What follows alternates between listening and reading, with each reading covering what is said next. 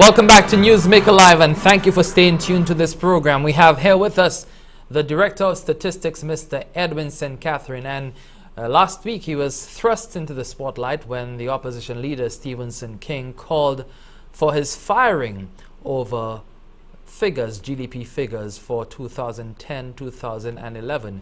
Of course, in the House, our MPs have privilege, and so their statements can hardly be challenged. But right here with us, we have the director who will clear up some of the information or the misinformation that might have been shared during that presentation last week, Friday. Now, you were saying that it was a major, huge revision for a statistical department anywhere to move from a 4.4 figure to a 0.59. You know, we were estimating it at 0.6, but it's actually 0.59. Yeah.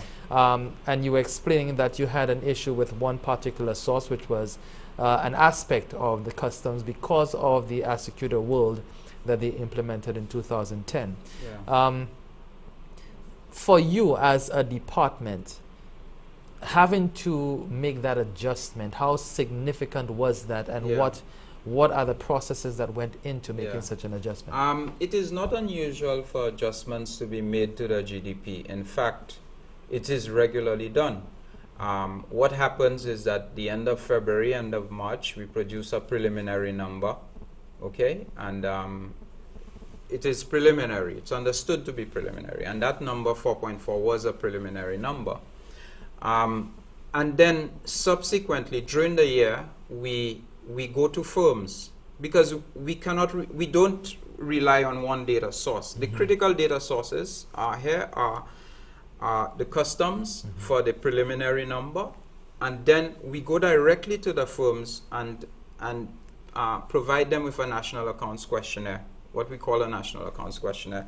That questionnaire is the basis for the computation of a revised figure. So the following year you will see there has been a bit of a revision to that number that was preliminary then, and then we finalize the figure at a later stage. Okay. So these numbers usually go through these three stages: preliminary, then revised, and then final. Okay. After a 3-year period, you have gotten absolutely all the information that you can possibly need, okay, to ensure that your number is firm. The thing about GDP, and this is not the case with the CPI or the census, you don't hear about a revision to a CPI. You don't hear about not ordinarily the consumer price index, not ordinarily, or an unemployment number. You never hear revised, and that's because the GDP has a specific peculiarity. And the peculiarity about the GDP is that it requires the cooperation and collaboration of many agencies to be produced. The statistical office is a summary point for the production of that information. So in other words, what we do is we marshal our data for our data sources. We correspond, we collaborate with them. Many of them are, the tourist board is a principal agency. The provision of stayover visitors, you know, I mean, you saw a small drop in stayover visitors from 305,000 to 304,000 persons, and that's reflected initially in that preliminary number because you know it's based on real numbers of persons visiting as opposed to any price effects associated with the hotel rates themselves. So that's one important data source. The customs is another important data source, and it will always be, right? Now that we've resolved a lot of these issues, I'm not expecting that this sort of major hiccup that we have had will happen again. And then there are other sources. The census itself is a source of provision of information on the real estate sector, LUCILEC, WASA, WASCO, all of these agencies. And then there are all the major private sector firms, right? Their information is then put into it. And all the small firms. So we do an actual sample of all the small firms and, aggregate their output into the GDP. So the GDP is really an amalgam of all of these data sources. So it's really important that, you know, GDP, the quality of GDP data is not completely, we can't produce magically the right number.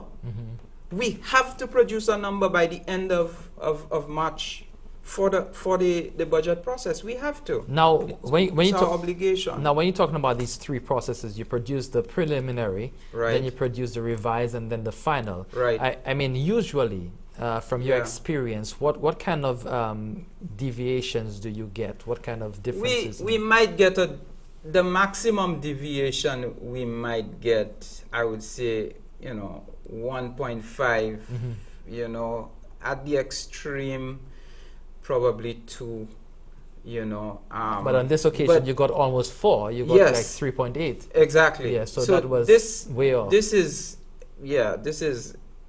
unusual, right?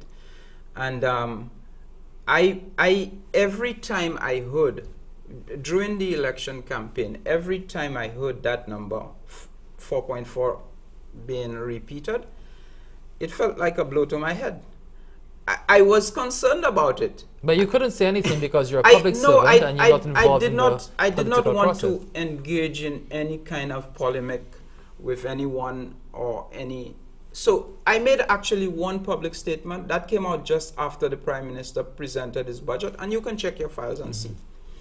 And what I tried to do when I made that public statement, what I said was that the GDP should not be used as the only indicator of welfare, you know, of personal welfare in the country.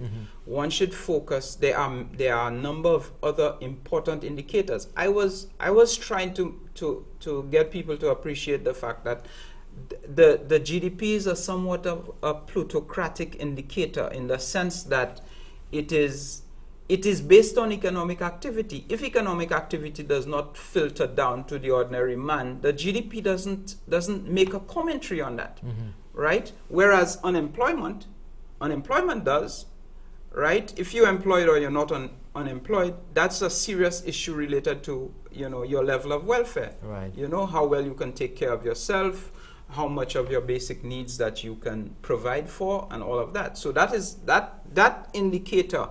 And we've not been producing it generally in the OECS. This is something I've been very much promoting among my OECS colleagues, you know, as have been done for many years in Trinidad, Barbados, and Jamaica, you know, and since 1992 St. Lucia. The important need to have an unemployment number produced on a quarterly basis, or at least on an annual basis. And I was pointing persons in that direction. The unemployment figures are as important, in my view, as a GDP number. So a GDP number is a much more plutocratic indicator, whereas an unemployment number is more of a democratic indicator, meaning it touches more people in a real way. Now, I mean, you would not be the only one affected by whatever statements were made, because you're also running a government department, and you have workers in there who are involved in the process and who would also be implicated by whatever statements are made. I mean, how did your staff take that, one?